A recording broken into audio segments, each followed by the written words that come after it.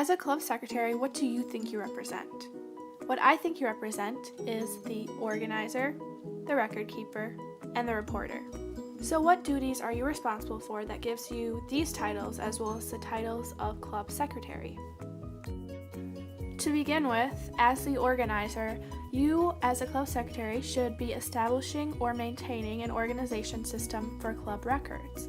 And this is because it's your task to keep all of the materials organized and to have certain items on file. The items that you should be keeping on file include an inventory of all Key Club property. So let's say you have a Key Club bell and a Key Club book. Whatever you have, you probably have a lot, is something that you should keep on this file. The Key Club guidebook, which can be found at keyclub.org. The club bylaws and the district bylaws, and the club bylaws are something that your club should have, and the district bylaws is something that you can find on the district website, which is min.keyclub.org. You should also have the minutes that the secretary should be taking at your meetings on file, so anything from the past that you can get your hands on should be on file, and if there aren't minutes or if minutes aren't being taken, make sure that you are continuing to do that and continuing to put these on file. Also have the names and addresses of current Key Club officers, a list of committees and their members, the reports that committees should be making after they have committee meetings, the past annual achievement reports that should be turned in at DCON, and this is also something you will be helping create for DCON, so make sure that you are familiar with what exactly this is. And also the club's past monthly reports, which can be found by talking to your lieutenant governor. And you should also make an effort to include all of the reports that you have been doing up until the current day, obviously, and just continuously put those into your file as you do them. Another task of yours is to provide a roster with all member information, and this roster should include the member's full name, home address, phone and email, preferred communication method, so whether that be email, texting, or phone call, just so you know what to use when you have to do that, their date of birth and the date he or she joined Key Club, offices held in Key Club, past committee assignments, service project interest, and committee interests. And these last three are more optional and more if you want to have a more in-depth roster, but the first are definitely important and essential that you have, so make sure you include those. Making this membership roster also goes hand in hand with submitting information to the Membership Update Center, because as you start getting information from your members, you're probably also trying to get them to pay their dues. And with this happening, you might as well do both at the same time, because the information that you need for your roster is also information that you need to update the Membership Update Center. So alongside the faculty advisor, you will do this 3-step process to update the Membership Update Center, and it consists of 1, rounding up the information from each new member, and what you need for sure is their name, their email addresses, and their expected year of graduation. Then you log in and update membership records at www.keyclub.org/MUC. And then you submit payment or print invoice and pay by check. And although it does sound intimidating, I've talked with club secretaries that have done it in the past. And when you do it alongside your advisor, it actually isn't that hard once you get the hang of it and you have that guidance that you need to get you started off. Filling out the monthly report in point form is one of the biggest duties as club secretary, and it's not only important for your club that you fill it out, but it's important for the district. So the reason why it's important for you to fill this out is because all of the questions that are asked, they really help you in the end, because they show you where you need to improve on. And when you do this in conjunction with the club president, then the two of you are really able to see, okay, where in our club can we be making improvements to have the most successful year possible? And then for the district, we're able to see how you're doing as well. So we're getting the same information, and then we're able to take that information and see how we can help you with what we know. So this is a very important form for you to be doing, and it's okay for other officers to do it, but it should be designated to you as club secretary, and so you should take it upon yourself to fill it out by the 10th of each month. It can be found at min.keyclub.org, and if you have any questions about filling out the form, just contact your lieutenant governor.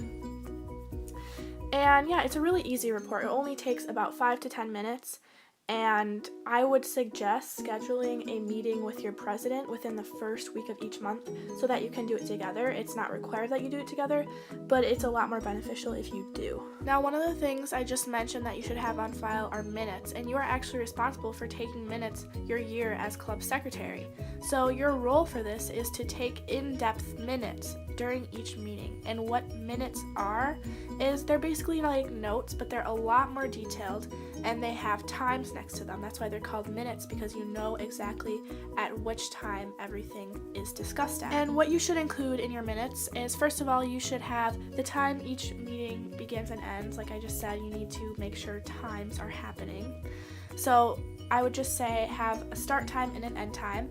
And then at the top of your minutes, I would always include the date, the location, the type of meeting. So if it's a club meeting or if it's a board meeting or even if it's a committee meeting that you're sitting in on. Also have the number of members present, and you can do that by passing around a sign-up sheet. You don't have to go around and count everyone. I'll just have a sign-up sheet passed around and then look at that after. And then if there's any guests, then also have those written on. So if you have a guest speaker or if you have your Kiwanis counterpart there, make sure they're on your minutes and that it is known that they were at your meeting. And then also, of course, have your topics discussed. And as the topics are being discussed, make sure that each topic has a time next to it so that, like I said, people know what time everything is discussed, because that's the key to minutes, is knowing the time. And now to the really important part. Once you're done with your minutes, these minutes have times, these minutes have important information, these minutes have basically everything someone needs to know from the meeting. So what are you going to do with them? Well, what you should be doing with them is you should go home, edit them over a little bit, make sure they look nice and neat and clean, and like if you gave it to someone else, they could read it just fine. And then at your next meeting, bring the minutes from last week or however often you have your meetings and hand them out to members so they know exactly what you talked about. They have an in-depth piece of paper that talks about what was talked about at the meeting. And so that way, if someone missed or if someone forgot something, they have all this information in these notes that you take. And this is really the point of taking minutes. There's really no reason to take minutes if you're just going to keep them for yourself or if you're just going to turn them in your distinguished binder so that you get an award. These minutes are to help other members in your club, so you need to make sure that you are doing your best to make them readable and make them available. So to elaborate on what I was just talking about, you do need to have the number of members present at your meeting in your minutes. So to do this, you need to have a way to keep track of attendance. And then also when you fill out the monthly report in point form, you need to know the percentage of members attending your meetings. So you also need to develop a system of keeping track of attendance for this. And what you should do to keep track of attendance is to provide some type of sign-in, and this can be electronic or non-electronic, and then just make sure members have access to this when they are at meetings. And then also, I think it's always good to have some type of sign-in for events and service projects, just so you know who's really attending, and just because I think it's a way to get members motivated to actually go to things they sign up for when they know that they're going to be held responsible for going or not going. Along with that, it is also your job to provide event sign-up sheets so you have an idea of how many people will be in attendance. And this is something that I think should be given a lot more emphasis than it is. So when you're making these sign-up sheets, do your best to make them look professional instead of doing a last minute, like right on top of a piece of notebook paper type of thing. Instead, just type out the event, have little spaces for people to sign up and times, whatever needs to be on there, have it on there as professional as possible. And then along with that, it's always a good idea to have a designated area in your Key Club room for event signups so that people are familiar with where they can sign up, and that way there's more attraction to doing service and more service gets done. Throughout the year, it is also your job to keep track of service hours, and Key Club is all about service, so this is a pretty big duty, a pretty big responsibility for you, and because of this, you should take it very seriously. It's really easy to put this off and to just have a messy system, but if you start off the year developing a really great system, then the entire rest of the year is so much easier. And so examples of ways that you can collect hours include putting them down on a sheet of paper, putting together an hour box for members to place hour slips in, so you'll create little hour slips, have them available and then a box for everyone to just fill out a slip and put it in. Or there's always online systems. Whatever you can think of that you think will help you maintain the best organization system possible is the route you should go. And this could be different for everyone, but it's important to put your focus on developing something that will work well instead of something that will be easy, because something that's easy now probably won't be very easy later. So just make sure you start off the year focusing on that. So this is definitely one of my favorites, maintaining communication with your lieutenant governor. Your lieutenant governor's role is to help support and grow your club, and this is nearly impossible if none of their officers talk with them. And while you aren't the main communicator of your club, that's more so your president, it's still important that you communicate, because there's no saying whether your president is really communicating with your lieutenant governor. There's a good chance they aren't. And even if they are, it's always nice to have somebody else to communicate with. It makes their job a lot easier, and their job is to help you. So the more you talk with them, the more help you get, and the better your club does throughout the year. And so as an executive board member, make sure you rise up to this occasion. The easiest way to do this is to just be responsive to when they try to correspond with you through email, text, phone call, in person. You should always be responsive in person. That's definitely important. And then even reach out to them yourself. So reply to an email even if it doesn't need to be replied to, or ask a question if you have a question. And at district events, when you see them, make sure that you reach out to them and build that relationship, so that throughout the year when you're communicating with them, it's not as awkward because you guys already know each other. So this convention this weekend is the perfect opportunity to do that, because at the end of it, you're going to figure out who your new lieutenant governor is. And so what you need to do then is we have a meet your lieutenant governor Sunday right before you guys leave and right after the opening session. And that's the time for you to take the initiative to go and talk with them and start building that relationship, so that when you have to communicate later, it goes nice and smooth. And before you are officially done with being secretary, which will be a sad time, and this will be at this time next year, you will have to assist the president with filling out the annual achievement report, and this should be done like at least a month before DCON. It's not due until DCON, but if you wait until DCON, then it'll be a lot harder to fill out. So this should be done in February, March. And it is a form that involves a system of points that account for your achievements during the year. So this is important for you to help with, because you've been filling out the reports all year and you have a good idea of what needs to be in this form. And so just take it upon yourself to meet up with the president and maybe even the rest of your executive board and fill out this report, because it is a report that will help you to possibly receive awards, and it's just a good way to look back and reflect on the year. And lastly, you spent all year being club secretary, and what can you make of that?